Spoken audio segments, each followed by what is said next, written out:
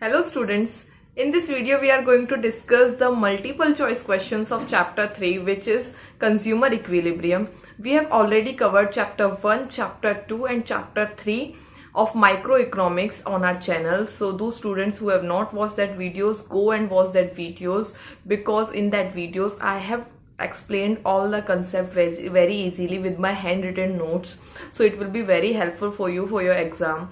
In this video we are going to discuss the multiple choice questions. So guys देखिए, multiple choice question equally important होते हैं हमारे syllabus के अंदर, क्योंकि मल्टीपल चॉइस क्वेश्चन एक बहुत मेजर पार्ट प्ले करते हैं हमारे एग्जाम में हमें पास कराने के लिए, और हमें बहुत ज़्यादा अंडरस्टैंडिंग देते हैं कंसेप्ट की, क्योंकि when we do multiple choice questions, so with the multiple choice questions होता क्या है कि सब्जेक्ट और कंसेप्ट की जितनी बारीकियां होती हैं, जितने भी छोटे छोटे पॉइंट्स होते हैं, वो जाके वहाँ पे कवर हो जाते हैं और हमें वो चीज़ें याद रह जाती हैं. सो आई होप आपको ये वीडियो पसंद आएगी. If you like this video and if this channel is anyway helping you out, do subscribe to my channel and like the video. To a quick revision of chapter 3 which is consumer equilibrium, you can see on the screen that IC analysis of consumer equilibrium is based on the ordinal concept. Ordinal concept we have studied earlier, that ordinal concept के अंदर होता क्या है, we rank our utility. हम numbers में measure नहीं करते हैं, यूटिल्स में मेज़र नहीं करते हैं, क्या करते हैं हम रैंक करते हैं अपनी यूटिलिटी को, ठीक है. और जो हमारा कार्डिनल कंसेप्ट है उसके अंदर क्या होता है, उसके अंदर नंबर में मेज़र होता है यूटिलिटी 2, 4, 6, 8. वो कार्डिनल कंसेप्ट है. कार्डिनल कंसेप्ट कहाँ पढ़ा था, यूटिलिटी के अंदर पढ़ा था. और ऑर्डिनल कंसेप्ट हमने कहाँ पढ़ा है, आईसी के अंदर पढ़ा है, ठीक है. चलिए, ordinal concept of utility refers to ranking the utility, rank करता है यूटिलिटीज़ को. और उसके बाद है indifference set refers to set of different combination of two goods offer the same level of satisfaction, पढ़ चुके हैं. इंडिफरेंस कर्व क्या करता है, focus on all such points which shows same level of satisfaction. Indifference curve क्या कर रहा है, सेम लेवल ऑफ सेटिस्फैक्शन दे रहा है. एक प्रॉपर डेडिकेटेड वीडियो है इंडिफरेंस कर्व के ऊपर, तो आप जाइए और वो वीडियोस देखिए, आपको समझ में आएगा, ठीक है. स्लोप ऑफ आईसी क्या है, आप बताइए मेरे को नीचे कमेंट बॉक्स में. स्लोप ऑफ आईसी हमने डिस्कस कर चुके हैं कि स्लोप ऑफ आईसी क्या होता था. फॉर्मूला मैं आपको यहाँ पे बता देती हूँ आईसी का. देखिए, slope of IC is MRS which is express at del y divided by del x, ठीक है. It is based on the taste and preference of the consumer, कि कंज्यूमर को कौन सी कमोडिटी बाय करनी है उसके ऊपर ये बेस्ड होता है, ठीक है. इंडिफरेंस मैप अगर आपको थोड़ा भी याद आ रहा हो, जब हमने फोर्थ प्रॉपर्टी पढ़ी थी अपनी इंडिफरेंस कर्व की, which is higher indifference curve shows higher level of satisfaction, तो मैंने बहुत सारे इंडिफरेंस कर्व बनाए थे एक ही कर्व के अंदर. आप देख सकते हो यहाँ पे बहुत सारे कर्व बनाए हैं. तो जो हायर इंडिफरेंस कर्व था वो क्या शो कर रहा था, हायर लेवल ऑफ सेटिस्फैक्शन को शो कर रहा था, ठीक है. हायर लेवल ऑफ सेटिस्फैक्शन था. लेकिन जब एक ही कर्व के अंदर, एक ही ग्राफ के अंदर कई सारे इंडिफरेंस कर्व को हमने बना दिया है, so that graph is called indifference map. मतलब कि indifference map is the family of indifference curve. Okay, तो इंडिफरेंस मैप भी हम लोग डिस्कस कर चुके हैं. You can see on the screen that indifference map refers to the set of indifference curve placed together in a diagram. एक ही diagram में जब बहुत सारे इंडिफरेंस कर्व को क्या किया जाता है, प्लेस कर दिया जाता है, तो वो क्या कहलाता है, इंडिफरेंस मैप कहलाता है. Very important for 1 mark. उसके बाद है हमारे पास budget line refers to the set of attainable combination. बच्चा आप एक बात ध्यान रखिए, attainable combination of budget line, PPC and unattainable combination also, ये क्वेश्चंस बहुत ज़्यादा पूछे जाने वाले हैं either in the multiple choice question और फॉर द 1 मार्क क्वेश्चन. तो ये वाला कंसेप्ट आपको बिल्कुल याद करके रखना है, ठीक है. ओके, आगे देखते हैं बजट लाइन किसे कहते हैं. So budget line is also known as price line showing different combination of two goods with the consumer can attain with his given income and the market price of the goods. क्या कह रहा है कि income और market price जब constant रहेगी तो कितनी गुड्स को खरीदने वाला है कंज्यूमर, उसके बारे में यहाँ पे बात की गई है. Slope of indifference curve PX divided by PY पढ़ के आ चुके हैं. और उसके बाद हमने कल पढ़ा था कंज्यूमर इक्विलिब्रियम. कंज्यूमर इक्विलिब्रियम के अंदर क्या था कि दो कंडीशन हमारी सेटिस्फाई होनी चाहिए. नीचे लिखा हुआ है MRS4 is equals to PX divided by PY, और IC कैसा होना चाहिए, कॉन्वेक्स शेप का होना चाहिए, ठीक है. थोड़ी सी ही देर में हमने क्या किया है, हमने पूरा का पूरा चैप्टर रिवाइज़ कर लिया है। वेरी इंपॉर्टेंट था हमें अपने चैप्टर को रिवाइज़ करना, क्योंकि बच्चे भूल जाते हैं और फिर अगर मैं मल्टीपल चॉइस क्वेश्चंस आपको कराती तो हो सकता है आपको कुछ क्वेश्चंस में दिक्कत आती। ठीक है, तो आई होप आपको अब ये समझ में आ गया होगा। चलिए शुरू करते हैं। बेटा देखो, रिवीजन बहुत ज़्यादा ज़रूरी है। अगर आप रिवीजन नहीं करोगे तो रिवीजन के बिना काम नहीं चलने वाला है। सो मैं आपको सिर्फ एक ही चीज़ सजेस्ट कर सकती हूँ, repetitive revision. Practice makes a man perfect. If you will not practice then don't think कि आपको वीडियो से कुछ समझ में आने वाला है। And if you will practice, I can ensure you that आपको पक्का पूरा चैप्टर, सभी चैप्टर्स जो भी यहाँ पे कवर होंगे, आप सभी चैप्टर्स को बहुत अच्छे से समझ लेंगे और आप you can get 100 marks in economics. इसमें कोई दोराया नहीं है। क्यों? क्योंकि सिर्फ और सिर्फ आपको क्या चाहिए, प्रैक्टिस चाहिए और कंसेप्ट की क्लियरिटी चाहिए। अगर आपका कंसेप्ट क्लियर है और आप अच्छे से प्रैक्टिस कर रहे हैं क्वेश्चंस की, तो आपको बहुत आसानी से समझ में आ जाएगा। तो अभी हमने देख लिया है, पूरा रिविज़न कर लिया है चैप्टर 3 का। चलिए, कुछ क्वेश्चंस हैं, ऑलमोस्ट 15-16 क्वेश्चंस हैं और उसके थ्रू हमारा पूरा का पूरा जो चैप्टर 3 है विच इज़ कंज्यूमर इक्विलिब्रियम, क्या हो जाएगा, माइक्रो इकोनॉमिक्स का ख़त्म हो जाएगा। चलिए फर्स्ट क्वेश्चन देखते हैं। The first question is, in which analysis can utility be measure in definite number which is 1 2 3 4 etcetera. मतलब कि नंबर में किस यूटिलिटी को क्या किया जाता है, मेज़र किया जाता है। बताइए, आप पॉज कीजिए वीडियो को और नीचे कमेंट कीजिए कि किस यूटिलिटी के अंदर क्या किया जाता है, नंबर में मेज़र किया जाता है। दो टाइप की यूटिलिटी पढ़ ली हमने। The one is cardinal utility and the other one is ordinal utility. नाम से क्लियर हो रहा है, ऑर्डिनल, ऑर्डर। इसमें ऑर्डर या रैंक दिया जाएगा किसी भी प्रोडक्ट की यूटिलिटी को, तो इसके अंदर तो नंबर नहीं आने वाला है। तो नंबर किसके अंदर आएगा, कार्डिनल यूटिलिटी के अंदर आएगा। तो हमारा इसका जो आंसर होने वाला है वो होने वाला है A option, which is cardinal utility of cardinal utility analysis. Okay, the second one is ordinal concept of utility, express utility in terms of। ordinal के अंदर हम क्या करते हैं, ordinal एक बात ध्यान रखिए, पढ़ा कहाँ था, इंडिफरेंस कर्व में पढ़ा था। इंडिफरेंस कर्व हमें शो क्या कराता है, इंडिफरेंस कर्व हमें शो कराता है हमारी लेवल ऑफ सेटिस्फैक्शन को। तो जो इसका ऑप्शन होने वाला है that will be option 2, level of satisfaction.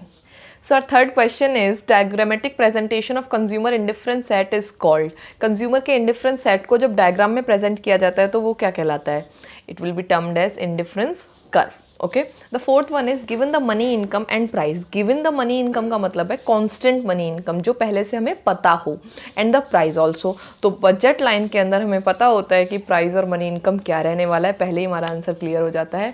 तो इसका आंसर क्या है, बजट लाइन है। वैसे हम पूरा क्वेश्चन पढ़ लेते हैं। The line which shows all different combinations of two goods that a consumer can buy by spending all his income is called.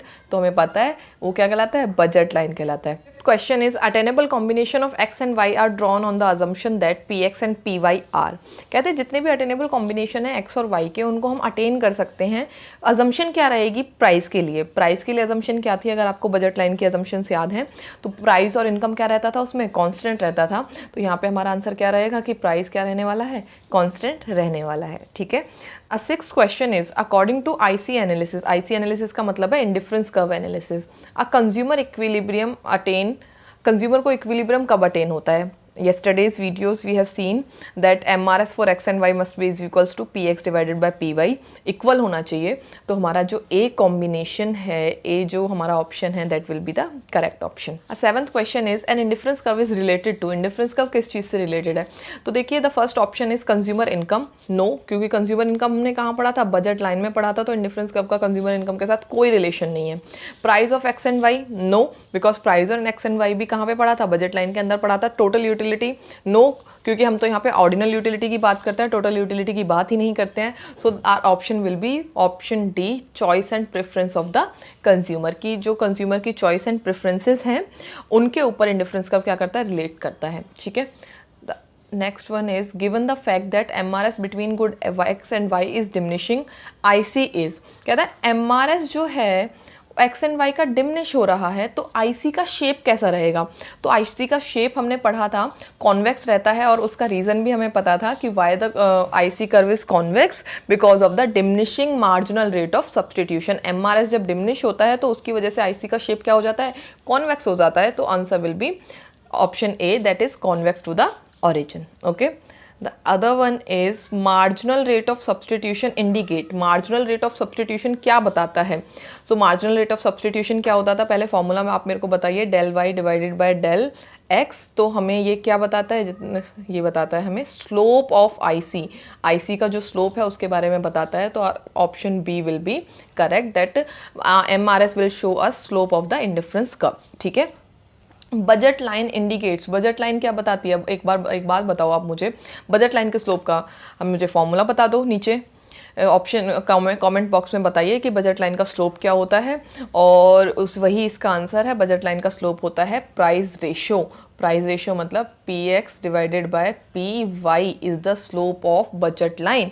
तो अगर आपको याद हो, दोनों क्वेश्चन साथ में चल रहे हैं। मार्जिनल रेट ऑफ सब्स्टिट्यूशन ऊपर पूछ लिया स्लोप, फिर नीचे पूछा है बजट लाइन का स्लोप। और हमें याद है कंज्यूमर इक्विलिब्रियम की सिचुएशन को हमें क्या करना है, कंडीशन को सेटिस्फाई करना है। तो हमें क्या करना पड़ेगा, PX डिवाइडेड बाय PY क्या होना चाहिए, मार्जिनल रेट ऑफ सब्स्टिट्यूशन के बराबर में होना चाहिए। ठीक है, ये भी साथ में याद रखना है, सब कुछ कनेक्ट करते हुए चलना है।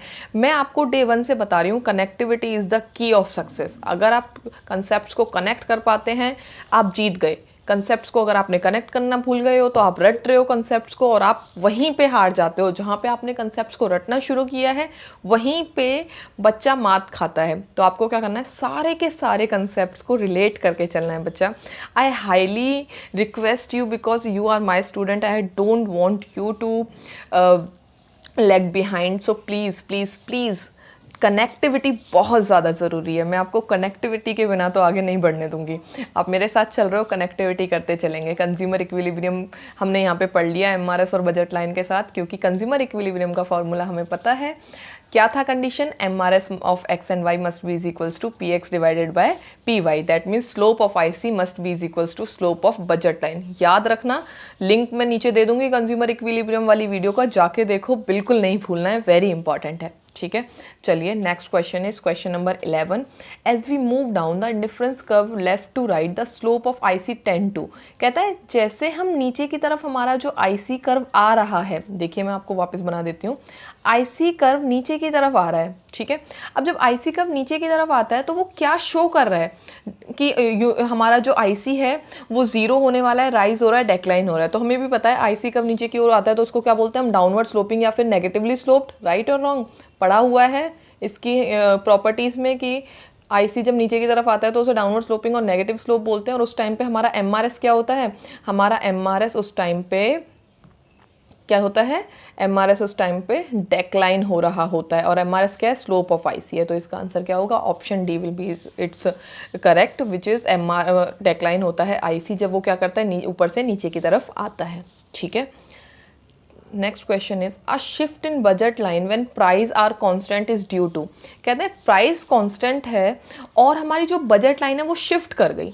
हमें पता है बजट लाइन कैसे बनती है, ऐसे बनती है, यहाँ पे गुड X होती है, यहाँ पे गुड Y होता है। और कह रहा है प्राइस कांस्टेंट है, दोनों के प्राइस में कोई डिफरेंस नहीं आया है और हमारी बजट लाइन आगे की तरफ शिफ्ट कर गई है। ठीक है, तो ये कब रहा होगा, जब हमारी इनकम चेंज होगी, क्योंकि दो ही तो चीज़ें हैं हमारे पास, या तो प्राइस है या फिर इनकम है। तो अगर प्राइस हमारा कांस्टेंट है तो दूसरी चीज़ कौन सी चेंज रही होगी, इनकम चेंज हुई होगी। तो इनकम के चेंज होने की वजह से हमारा IC क्या हो गया, आगे की तरफ हो गया। I can buy more of both the goods. ठीक है, next question is question number 13। The slope of indifference curve is measured by. कहते हैं इंडिफरेंस कर्व का जो स्लोप है वो कैसे मेजर किया जाता है। बार बार वही पढ़ के आ रहे हैं कि स्लोप ऑफ इंडिफरेंस कर्व क्या होता है, marginal rate of substitution. Marginal rate of substitution हमारा क्या है, IC का स्लोप है। IC का क्या है, स्लोप है, याद रखना है बच्चों। ठीक है, देखिए यहाँ पे 2 और लिखे हुए हैं, मार्जिनल रेट ऑफ ट्रांसफॉर्मेशन। बताइएगा नीचे मेरे को कमेंट्स में कि मार्जिनल रेट ऑफ ट्रांसफॉर्मेशन हमने क्या पढ़ा, कहाँ पढ़ा था, क्या इसका फॉर्मूला होता है। ठीक है, the next question is marginal rate of substitution of X and Y is indicated by और कैलकुलेटेड बाय। तो फॉर्मूला भी हमें पता है that del Y divided by del X। तो इसका C ऑप्शन हो जाएगा करेक्ट ऑप्शन, कि मार्जिनल रेट ऑफ सब्स्टिट्यूशन हमारा कैसे मेजर किया जाता है, जब हम क्या करते हैं, डेल Y मतलब कि कितना हमने Y को सेक्रीफाइस किया है, डिवाइडेड बाय डेल X कितना हमने X को गेट करने के लिए कितना Y को सेक्रीफाइस किया किया है, ठीक है। स्लोप ऑफ बजट लाइन बिल्कुल आता है, बच्चे तो मेरे परफेक्ट हो चुके हैं अब इस बात को पढ़ने में कि बजट लाइन का स्लोप क्या है, px divided by py, A option will be the correct option. बच्चों देखो, अब आप देख रहे होंगे हमारे जो क्वेश्चंस हम पहले पढ़ के आ चुके हैं वही अब वापस रिपीट हो रहे हैं, जो भी हमने कंसेप्ट पढ़े थे वही वापस से रिपीट हो रहे हैं। यही तो हम चाहते थे कि हमें वो क्वेश्चंस को रिपीटिव करने के बाद, कंसेप्ट को रिपीटिव पढ़ने के बाद हमें वो सारी चीज़ें समझ में आ जाए और याद हो जाए, राइट और रॉन्ग। तो अब हमें वो क्या हो गई है, धीरे धीरे याद हो गई है। 15वें क्वेश्चन पे हम आ चुके हैं। वी आर MRS किसे कहते हैं पता है, हमसे कोई पूछ ले मार्जिनल रेट ऑफ ट्रांसफॉर्मेशन किसे कहते हैं पता है, हम डिफरेंस बता सकते हैं कि मार्जिनल रेट ऑफ ट्रांसफॉर्मेशन और मार्जिनल रेट ऑफ सब्स्टिट्यूशन में अंतर क्या है, पीपीसी का स्लोप क्या है, बजट लाइन का स्लोप क्या है, और इंडिफरेंस कर्व का स्लोप क्या है, कंज्यूमर इक्विलिब्रियम के क्या क्या कंडीशंस हैं, कंज्यूमर इक्विलिब्रियम होता कैसे हैं। तो अब हम क्या कर सकते हैं, हम अब सारे कंसेप्ट को डिस्टिंग्विश करके समझ सकते हैं। क्यों समझ सकते हैं? बिकॉज बिल्कुल एक वे से, एक सीक्वेंस से हम सारे कंसेप्ट को समझते आ रहे थे। मैंने दो सारी चीज़ों के बीच में आपको कनेक्टिविटी बताने की कोशिश की है ताकि आप कनेक्ट कर पाएँ कि अंतर क्या है सब चीज़ों के बीच में, ठीक है। तो अब हम समझ चुके हैं कि सारे के सारे स्लोप क्या होते हैं, और मुझे पता है यहाँ पे जो नॉन मैथ्स वाले स्टूडेंट्स भी बैठे होंगे उनको भी ये आसानी से क्लियर हो रहे होंगे सारे क्वेश्चंस। क्यों? क्योंकि अब उन्हें स्लोप का मतलब समझ में आ चुका है। क्योंकि I was also a non math student और मेरे को बहुत दिक्कतें आती थी ये स्लोप वगैरह समझने में। तो मैं अपने इकोनॉमिक्स के जो बच्चे हैं जो नॉन मैथ लेके बैठे हुए हैं, मैं उनके लिए एक अच्छे से समझाना चाहती हूँ कि मैथ का कोई भी कंसेप्ट इसके अंदर आ जाए, मैं आपको उसमें पीछे नहीं रहने दूंगी।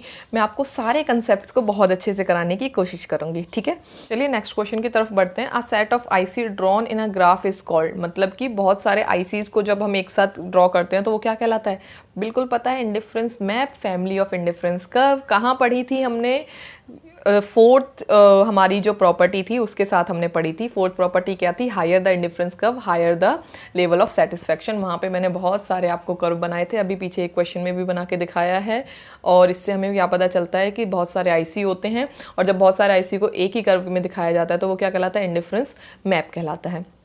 Next question is, in an indifference map higher IC indicate. Indifference map जब हम बनाते हैं तो उसमें जो हायर आईसी होता है वो क्या बताता है? Higher level of satisfaction. क्यों बताता है? क्योंकि because of the monotonic preference. Monotonic preference का क्या मतलब है?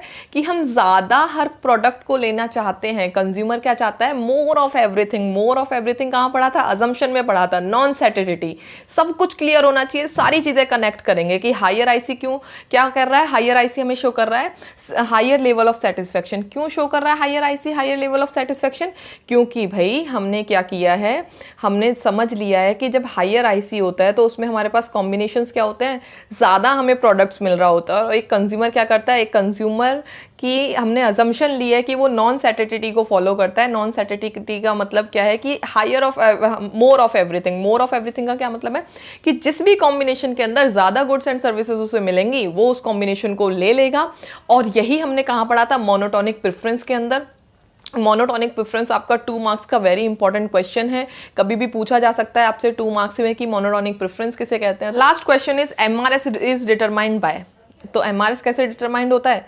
क्या इनकम से डिटरमाइंड होता है? नो, क्योंकि इनकम से तो क्या डिटरमाइंड होती है? बजट लाइन डिटरमाइंड होती है। Satisfaction level of the consumer, वो तो हम ढूंढ ही रहे हैं, हम तो उसमें इंडिफरेंट है। तो हमारा जो एमआरएस है वो डिटरमाइंड होता है प्रेफरेंस ऑफ द कंज्यूमर से। तो इसका आंसर क्या होगा? डी हमारा इसका आंसर होगा। आई होप आपको ये सारे क्वेश्चन समझ में आ गए होंगे। With that I am ending this video for you guys. और अगर आपको ये वीडियो पसंद आई है तो आपको क्या करना है? लाइक करना है वीडियो को और चैनल को सब्सक्राइब करना है। और